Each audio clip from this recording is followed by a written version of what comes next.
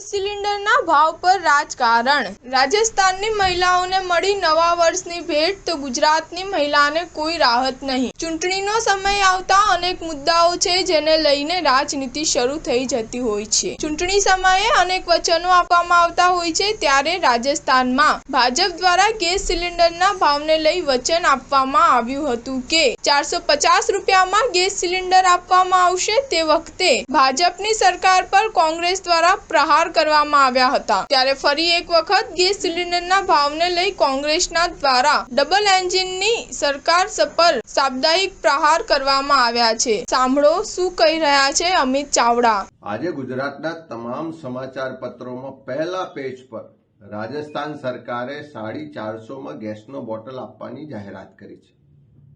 ગુજરાતીઓ ગુજરાતી પેપરમાં જાહેરાત વાંચે, પણ રાજસ્થાન સરકારની જાહેરાત, ગુજરાતની સરકાર કે જે ગુજરાતીઓના મતથી 156ની બહુમતી સાથે ડબલ એન્જિનની સરકાર છે, પણ ગુજરાતીઓ આજે પણ મોંઘવારીનો માર સહન કરવા માટે મજબૂર છે।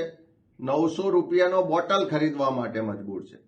એક તરફ પેટ્રોલ, ડીઝલ ને તમામ જીવન જરૂરિયાતની ચીજ વસ્તુના ભાવ આસમાને હોય, ઘર ચલાવવાનું મુશ્કેલ હોય, અને ગૃહિણીઓને અમે સુવિધા આપી એમ કરીને ઉજ્જવલા યોજના તો પ્રધાનમંત્રીશ્રીએ જાહેરાત કરી। ઉજ્જવલાના નામે જે કેરોસીન આપવામાં આવતું હતું એ બંધ કરી દેવામાં આવ્યું, અને પછી ગેસના ભાવ આજ પહેલા 1100 હતા અને આજે 900 સુધી પહોંચ્યા છે। ત્યારે જાહેરાત ખાલી રાજસ્થાન સરકારની ને ગુજરાત સરકારની જાહેરાત આવે એવું એક ગુજરાતી ઈચ્છી રહ્યો છે। અને અમે સરકારને કહેવા માંગીએ છીએ, ડબલ એન્જિન સરકારને કહેવા માંગીએ છીએ કે રાજસ્થાન સરકારની જાહેરાત ગુજરાતીઓ વાંચે, પણ ગુજરાત સરકારની જાહેરાત ક્યારે આવશે? ગુજરાતના લોકોને 450 ગેસ ક્યારે મળશે? ક્યારે આ મોંઘવારીના મારમાંથી રાહત મળશે?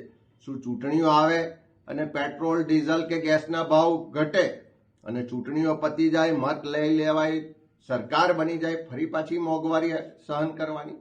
ત્યારે ગુજરાતની જનતા વતી અમે સરકાર પાસે માંગણી કરીએ છીએ કે તાત્કાલિક જેમ રાજસ્થાનમાં 450 ગેસનો બોટલ મળવાનો હોય તો ગુજરાત સરકાર પણ જાહેરાત કરે અને આ ગુજરાતની પ્રજાને મોંઘવારીના મારમાંથી છોડાવે। Star news 7 Ahmedabad.